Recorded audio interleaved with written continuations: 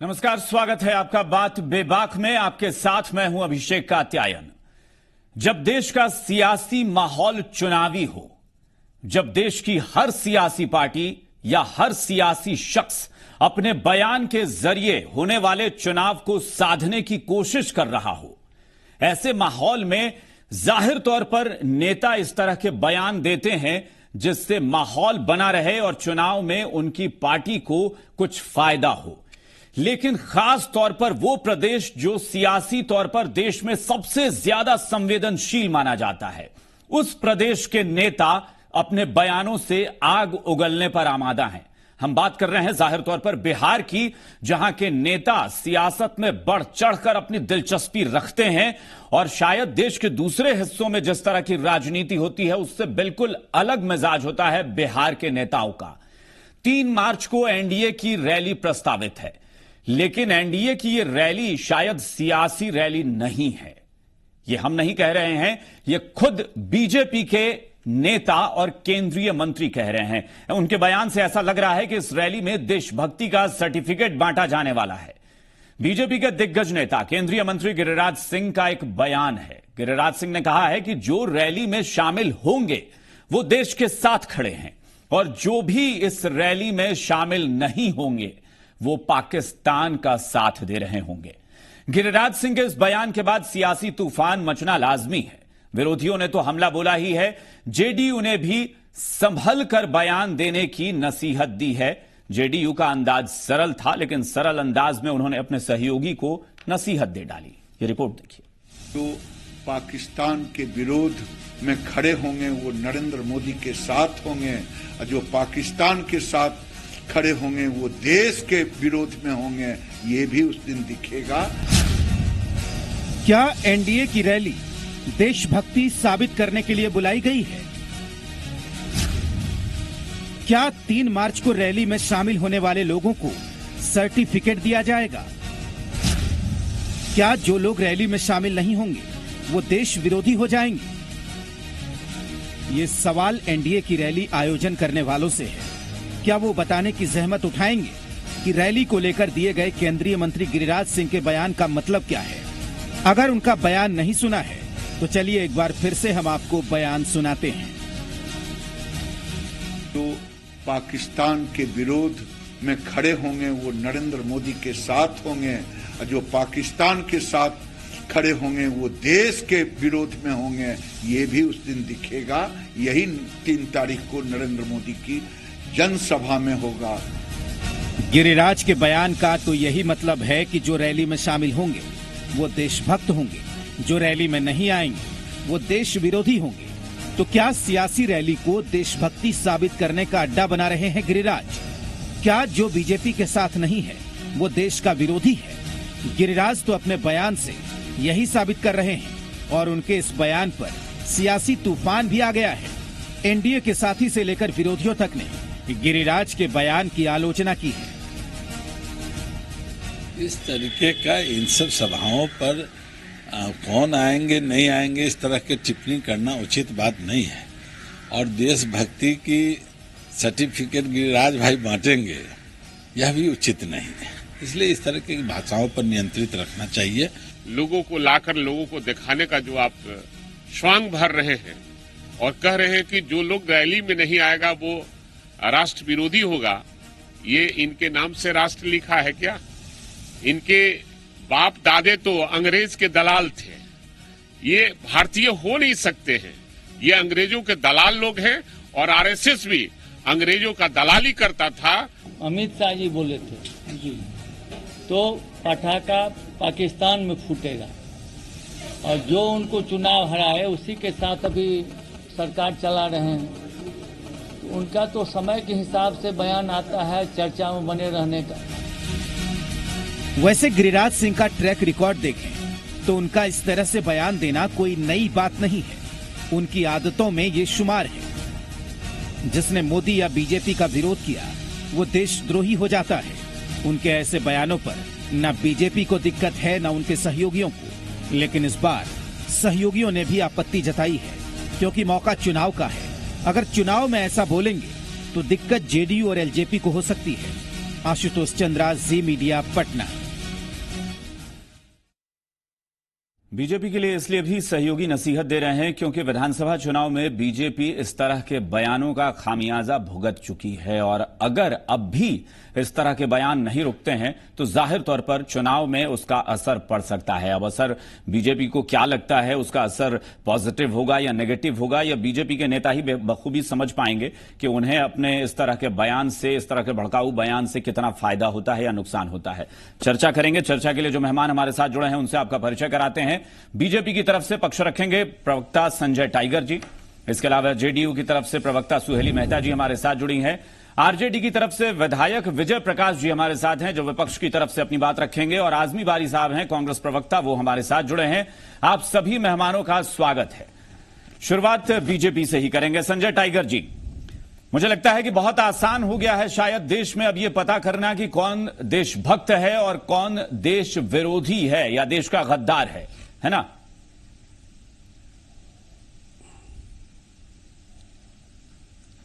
कत्यान जी, शब्दों का विश्लेषण करने के बजाय भावनाओं को समझने की जरूरत है।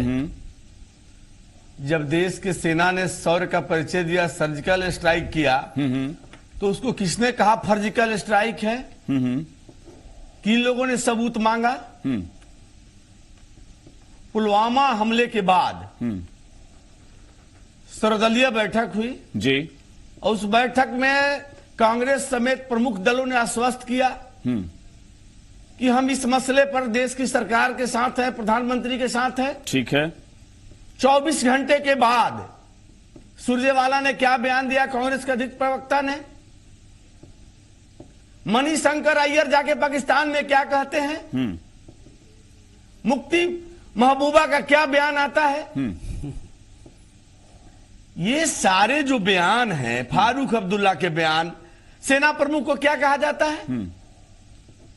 तो जब आप राष्ट्र के सुरक्षा के मसले पर नहीं संजय टाइगर जी, मुझे लगता है कि आपने मेरे सवाल का जो बयान, नहीं आपने मेरे सवाल का जो जवाब दिया है, क्या जवाब दे रहा हूं ना? नहीं उसी में ये जवाब छुपा हुआ है जो आप कह रहे हैं। अरे सुन लीजिए ना, जवाब दे रहा हूं मैं।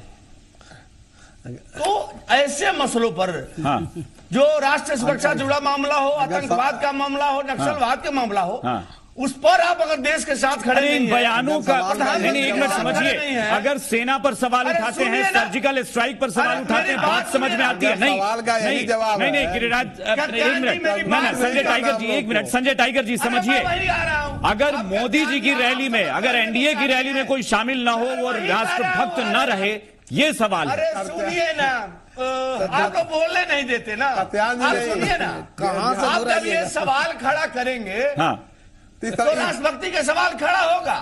और जो आशय है गिरिराज सिंह जी का कि अगर नरेंद्र मोदी रैली में आतंकवाद में देश के लोगों का समर्थन मांगते हैं, विपक्ष के लोगों का समर्थन मांगते हैं, नक्सलवाद के खात्मे के लिए सहयोग मांगते हैं, और उससे अगर इतर जाते हैं, देखिए वो सर्वदलीय बैठक में सबने आपको सहयोग दे दिया, अब एनडीए की रैली में आरजेडी और कांग्रेस आए, ये तो मुमकिन ही नहीं है ना संजय टाइगर जी, कैसी बात कर रहे हैं?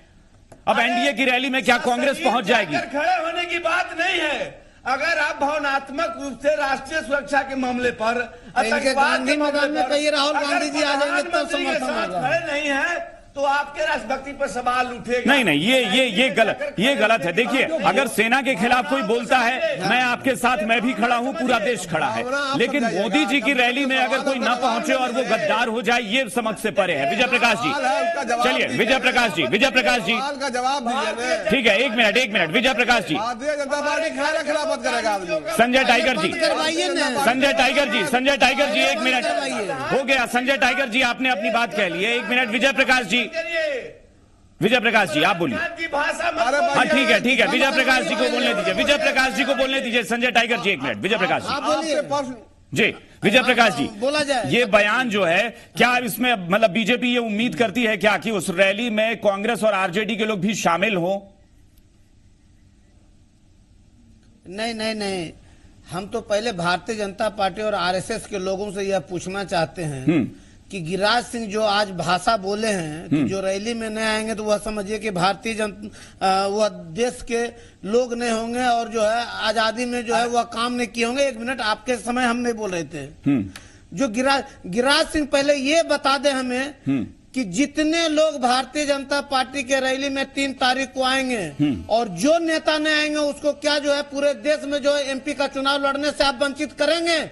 यह यदि दम है गिरिराज सिंह में चाहे नरेंद्र मोदी में, तो ये पहले वादा कर ले कि जितने एमपी के चुनाव लड़ेंगे सभी गांधी मैदान में आएंगे क्या? यदि न आएंगे तो एक को भी यदि गांधी मैदान में न आने वाले को यदि टिकट देते हैं तो इसका मतलब है कि भारतीय जनता पार्टी फ्रॉडिज्म से भरा हुआ है और ये जो है बेतुकी बात करने वाले लोग हैं। इसलिए ऐसा शब्द सिर्फ चर्चा में रहने के लिए ऐसा बोलने का काम करते हैं कात्यायन जी। ये लोग, इन लोगों के पास कोई दम नहीं है, ताकत नहीं है। क्या लेकिन उनका कहना है कि उनका कहना है कि गिरिराज सिंह की भावनाएं अलग थी, तब हम देशभक्त होंगे। देशभक्ति ये सिखाएंगे हमें जिन्होंने आज तक आरएसएस के नेतृत्व में चुनाव लड़ते हैं, आरएसएस के नेतृत्व में चलते हैं और आज तक जो है नागपुर में झंडा जो है नहीं तिरंगा फहराया गया है। आज तक जो है जो आरएसएस ऐसे लोग जो अपने आप को कहते हैं वह जो है आरएसएस आज तक जो है तिरंगा जो है नहीं फहराने का काम किया ऑफिस में और वह जो है आरएसएस अपने आप को जो है दूसरे को कहते हैं। तो प्रणब मुखर्जी क्या ये सब बात बोलने का काम करते हैं? प्रणब मुखर्जी आरएसएस की प्रशंसा नहीं करते। अरे भाई प्रशंसा नहीं करते, नहीं बुलाते। ये बोलने से हल्ला करने से काम नहीं चलता है। आप आरएसएस के राष्ट्रभक्ति चलिए विजय प्रकाश जी कोई बात नहीं, आप अपनी बात कहिए, आप किसी संगठन पे सवाल मत खड़े कीजिए, क्योंकि वहां पे देखिए जाहिर तौर पर पूर्व राष्ट्रपति हैं प्रणब मुखर्जी और कांग्रेस के वरिष्ठ नेता वो गए थे। सब कुछ बचा नहीं है जी, इसलिए इनके पास अब इसी तरह का चर्चा करके ठीक है, ये कुछ ठीक है। सुहेली मेहता जी इनकी औकात अब ठीक है। विजय प्रकाश जी हो गई, आपने अपनी बात कर ली। सुहेली मेहता जी एक बात बताइए, आप सहयोगी हैं जेडीयू के नेता, अभी हम सुन रहे थे दिलीप चौधरी जी भी कह रहे थे कि इस तरह के बयान से बचना चाहिए। हम अगर कुछ देर के लिए मान भी लें संजय टाइगर जी की बात को कि गिरिराज सिंह का आशय कुछ और था, लेकिन क्या इस वक्त इस तरह के बयान की कोई आवश्यकता थी? भारतीय जनता पार्टी कुछ भी बोले तो सुहेली मेहता जी। आदरणीय गिरिराज सिंह जी केंद्रीय मंत्री हैं। हाँ। भावना में बहकर कुछ बोल दिए होंगे, उनके बोलने का ये आशय नहीं था। हाँ। और रैली में कोई जरूरी नहीं है कि जो हमारे समर्थक हैं वो सारे समर्थक आ जाएं, क्योंकि आज मीडिया इतना तेजी से काम कर रहा है, घर घर में टेलीविजन है और ये है, इसलिए इस पर ये नहीं होना चाहिए। अब किस भावना में बहकर बोले, इस तरह के बयान तो ठीक है, मुश्किल है, होना नहीं चाहिए। लेकिन सुहेली मेहता जी नहीं लगता है कि ये पहली बार नहीं है? आप सहयोगी होने के नाते भी जानती हैं कि ये पहली बार नहीं है, वो लगातार बोलते हैं। देखिए मनसा खराब नहीं थी, हमारे कहने का मतलब भावना में बहते हैं, मुखर है, इसलिए ये बोल देते हैं। तो भावनाओं में वो हमेशा क्यों बह जाते हैं? उनकी मनसा खराब नहीं है। नहीं, वो हमेशा क्यों बहते हैं? ये पहली बार नहीं बहे। खराब नहीं है अभिषेक जी, हमारा ये कहना है कि भारतीय जनता पार्टी का ये आधिकारिक बयान नहीं हो सकता है, न ये पार्टी का लाइन हो सकता है, ये हमें पता है। क्योंकि 17 आप हमें बोलने दें, आप हमें बोलने दें। 17 साल, 17.5 साल से हम लोग साथ चल रहे हैं, इसलिए भारतीय जनता पार्टी का ये आधिकारिक लाइन नहीं हो सकता है। और इस देश में आदरणीय नरेंद्र मोदी जी के नेतृत्व में जितने काम हुए हैं, आदरणीय नीतीश कुमार जी के नेतृत्व में बिहार में जितने काम हुए हैं, हमें नहीं लगता है। लेकिन सुहेली मेहता जी एक सवाल, एक मिनट सुहेली मेहता जी, आपके विरोधी एक बार एक बात कहते हैं, वो कहते हैं कि हमें फुर्सत नहीं है। सुहेली मेहता जी, विरोधी ये कहते हैं कि ये जेडीयू और बीजेपी का तालमेल है कि आप हिंदू वोट को आप किसी भी तरीके से एकजुट करने के लिए भड़काऊ बयान दें और जेडीयू यहां सॉफ्ट कॉर्नर रखती है अल्पसंख्यक वर्ग के लिए। क्या इस तरह का वाकई कोई तालमेल अंदरूनी ये बड़का ठेकेदार है, एक हिंदू का एक मुस्लिम का, जिनको कोई पूछने वाला नहीं है, वो ठेकेदार कहाँ से गए? आप भी थोड़ा सा महत्व इन लोग को दे रहे हैं, ऐसा महत्व मत दिया कीजिए। विरोधी दल के नेता लोग क्या कोई वजूद नहीं है, इनका कोई काम नहीं है, कोई दम है। ये अगर किसी चीज का विरोध करना है, अच्छा ठीक है, चलिए विजय प्रकाश जी कह रहे हैं, विजय प्रकाश जी ये ट्विटर पर ये लोग विरोध करते हैं तो इनके विरोध। अच्छा ठीक है, विजय प्रकाश जी कह रहे हैं कि बयान को महत्व नहीं दिया जाना चाहिए, नाम नहीं ले लेते हैं, दिन नहीं बीतता, आजमी बारी साहब, रात में जब तक नाम नहीं लेते हैं को नींद नहीं आती है तो क्या कहिएगा। ठीक है सुहेली मेहता जी, आजमी बारी साहब, विजय प्रकाश जी कह रहे हैं बयान को महत्व नहीं देना चाहिए। अगर बयान को महत्व नहीं या तवज्जो नहीं दिया जाना चाहिए तो फिर बखेड़ा क्यों? देखिए अभिषेक जी, मामला बहुत ही गंभीर है। चुनाव है, चुनाव जिस सरकमस्टांसेस में बिहार में चुनाव, जिन हालात में चुनाव हो रहे हैं और जिस तरह के देश के हालात हैं, उस वक्त एक केंद्रीय मंत्री का इस तरह का बयान अशोभनीय नहीं, निंदनीय है। और अफसोस की बात है कि आपके चैनल में बैठ करके भारतीय जनता पार्टी के प्रवक्ता उसको डिफेंड करने की कोशिश कर रहे हैं और उसकी सहयोगी ये कह रहे हैं कि नहीं ऐसा नहीं था, मंशा ऐसी नहीं थी। हाँ, तो सही बोल रहे हैं, कोई गलत थोड़ा ही बोल रहे हैं। हम भाई आप सुन लीजिए ना बाबा, इससे पहले भी हमेशा इस तरह के बयान देते रहे हैं। मैं ये कहना चाहता हूं कि पाकिस्तान की चर्चा करते हैं तो सबसे पहले खुद गिरिराज सिंह जी को पाकिस्तान जाके चले जाना चाहिए था। वहां से घूम के आ जाते, सब समझ में आ जाता है इनको कि क्या हो रहा है। सुनिए अभिषेक जी, और अभिषेक जी मैं बहुत गंभीर बात है, अभिषेक जी एक मिनट संजय टाइगर जी इसके बाद हम आपके पास आएंगे। संजय टाइगर जी इसके बाद आपके पास आएंगे जी। आजमी बारी साहब जी, मैं अभी परसों चौथे रोज यही गिरिराज सिंह नवादा पहुंचे हैं और नवादा पहुंच करके हिसुआ ब्लॉक में मसीहुद्दीन के प्रोग्राम में उन्होंने ये कहा कि मुसलमान देशभक्त है, मुसलमान अगर नहीं होते तो देश को आजादी नहीं मिलती। ये दोहरे चरित्र के लोग हैं, जहां पर मुसलमान को देखते हैं मुसलमान की बात करते हैं, जहां पर हिंदू देखते हैं हिंदू की बात करते हैं। एक मिनट संजय टाइगर जी एक मिनट। लेकिन नहीं आजमी बारी साहब गिरिराज सिंह ने कहीं पर ये नहीं कहा, नहीं आजमी बारी साहब एक बात मैं आपकी बात काट दूं कि गिरिराज सिंह ने कहीं हिंदू और मुस्लिम का जिक्र तो यहां भी नहीं किया। आप ये क्यों कह रहे हैं कि वो मुसलमान की बात कर रहे थे? हम वही आ रहे। जहां तक ये रैली की बात है, इन्हें आशा ही नहीं पूर्ण विश्वास है कि इनकी रैली फ्लॉप होगी, बिहार की जनता रैली में नहीं आएगी। ये तो चलिए भविष्यवाणी की बात हो गई। आजमी बारी साहब देखिए, आपको भी समझना होगा। स्लोगन देकर गांधी मैदान छोटा पड़ जाएगा, रैली को लेकर सवाल मत करिए। किसको बुलाना चाहते हैं? किसको बुलाना चाहते हैं? किसको बुलाना चाहते हैं? आजमी बारी साहब और विजय प्रकाश जी प्लीज। आजमी बारी साहब एक एक करके संजय टाइगर जी को बोल। अच्छा एक मिनट आजमी बारी साहब, संजय टाइगर जी अपनी बात कह रहे हैं, एक बार सुन लीजिए। ये रैली में किसको बुलाना चाहते हैं? लालू यादव को बुलाना चाहते हैं? ठीक है, हो गई, आपने अपनी बात कह ली आजमी बारी साहब। संजय टाइगर जी इसका जवाब दीजिए। संजय टाइगर जी एक मिनट, आजमी बारी साहब प्लीज।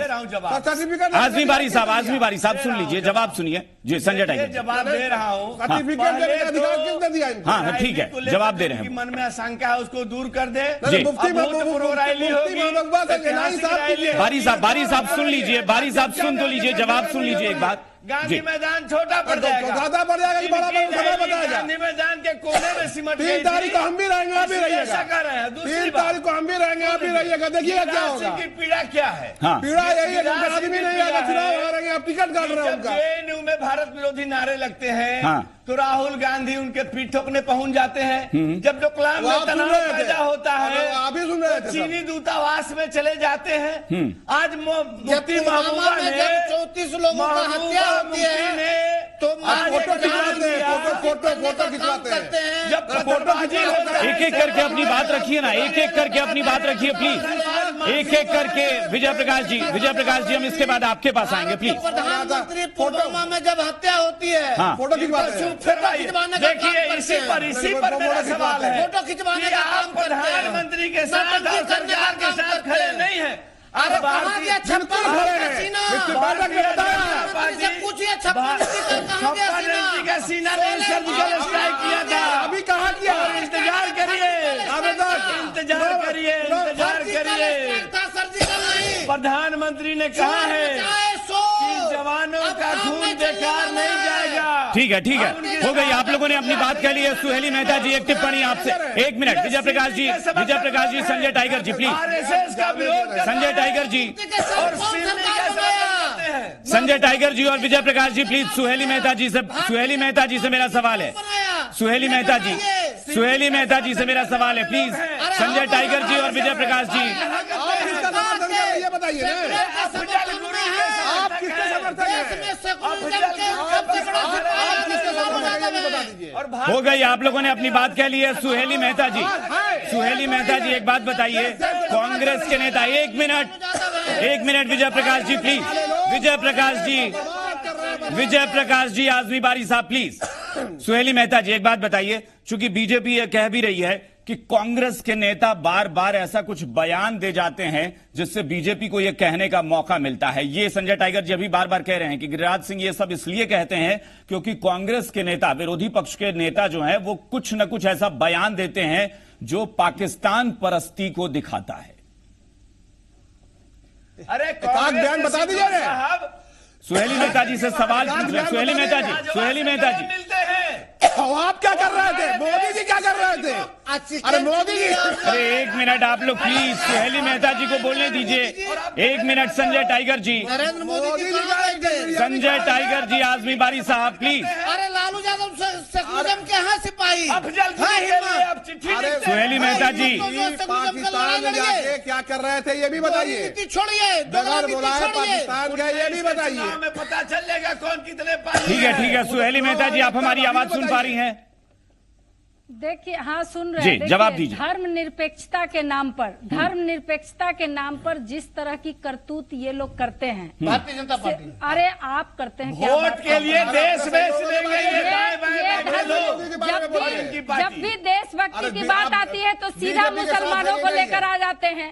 जैसे कि मुसलमानों के लिए इन लोगों ने पता नहीं क्या किया है। आप देख रहे हैं कि इन लोगों ने सिर्फ वोट के लिए हमेशा वकालत की है और धर्मनिरपेक्षता के नाम पर सिर्फ मुसलमानों की वकालत की है। क्रिश्चियन धर्म नहीं है क्या?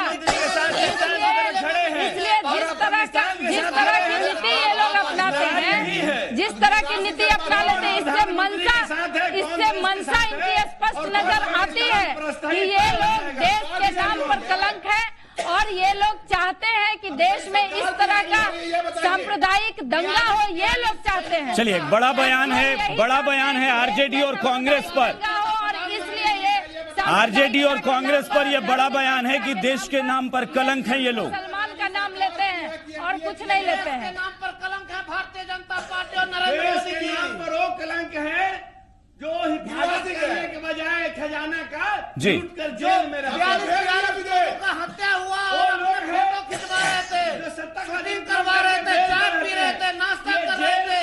ऐसे गद्दारों को इस बार देश से हटाया जाएगा।